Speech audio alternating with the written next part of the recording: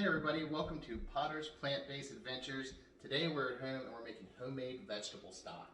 This is something we use a lot of.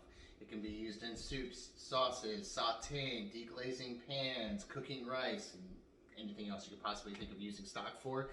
For a while there I didn't make my own stock at home. I was buying it and I started getting a hard time from the wife for how much room I was taking up in the kitchen. I was like, are you buying stock in a stock company? Because like our refrigerator was full of vegetable stock all the time.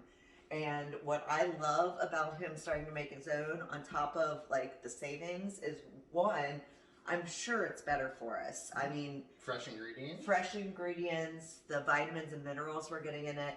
Two is that preservative is salt. That's true. Two is that the flavor that you get out of it is so much more intense, and you can kind of customize it. So like if he's making something specifically like for a soup and he wants it to have a more garlicky flavor, he can use more of the garlic pieces that he has. And three, it makes the house smell amazing. So there are so many good reasons to do this at your own home. It's really easy to make. So one of the things we started doing is instead of having a garbage bowl when we're cutting up our vegetables for different recipes, we have a stock bowl. So end pieces for tomatoes, or the outer layers of onions, or the end pieces of garlic, stalks from broccoli or cauliflower, or different herbs that you use. Save them up, we put them in sandwich bags, put them in the freezer, and get them ready to make some vegetable stock, which we're going to do right now. Yes, so if while he's getting some of that ready, you can see in this bag, you can see some pieces of the herbs, like we took the leaves off of, but you have like some of the stems in here. We have some tomatoes that maybe we're getting towards the end of their life and we hadn't used yet, so he cut them up and put them in the freezer bag. Absolutely. You know, and pieces of onions he talked about. This is the end of a cucumber. So you've got some veggies that maybe wouldn't have gotten used or would have just gone in the garbage, and instead we're making good use of them in our stock. So absolutely. So we do 3 sandwich bags full of our vegetable scraps that we've saved from the freezer, and we're going to add that to our stock pot.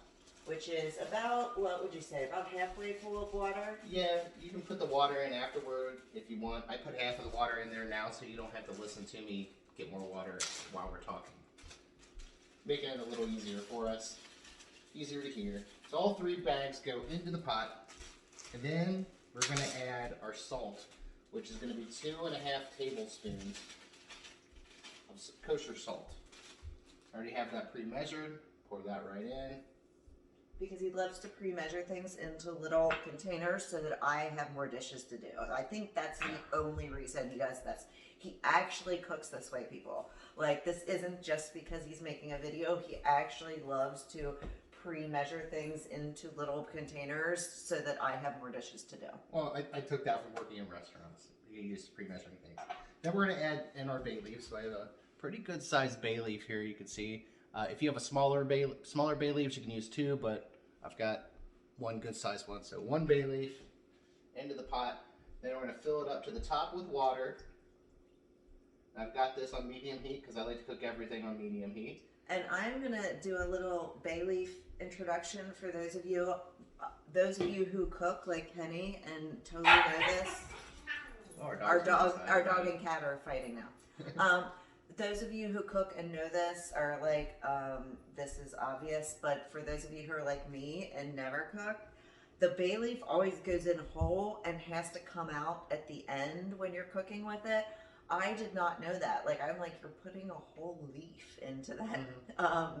And when he started cooking a lot, when we started dating, and he's like, it's a bay leaf. And I was like, so? So the bay leaf goes in whole, and I guess it's just like, it's the essence of bay leaf. It's going to add some good flavor in there. Cooking You can get ground bay leaf, but for soups, definitely a whole bay leaf. Yes. And so he puts it in whole, and then you take it out before, you don't want to try to eat that. Yeah, before you serve. So I just wanted to explain that because although probably most of you know it, there might be a few of you like me who are not savvy on the ways of the bay leaf. So for those of you like that, that's why you put the whole bay leaf in. All right, well, we've got our stock going. That's going to cook down for about 2 to 3 hours. We get it down to about halfway on the liquid. Then we'll shut it off, let it cool, and I'll show you how to finish this up when we come back. And I'm just going to enjoy the delicious smell that comes off of it for the rest of the time. You're welcome. We'll see you soon. All right, and we are back. Our vegetable stock is cooked down for about half. It cooked for about 2.5 hours to get to that level, and we've let it cool for a little bit, and now it's time to start pulling out some of those larger chunks of vegetables. So we're straining it out.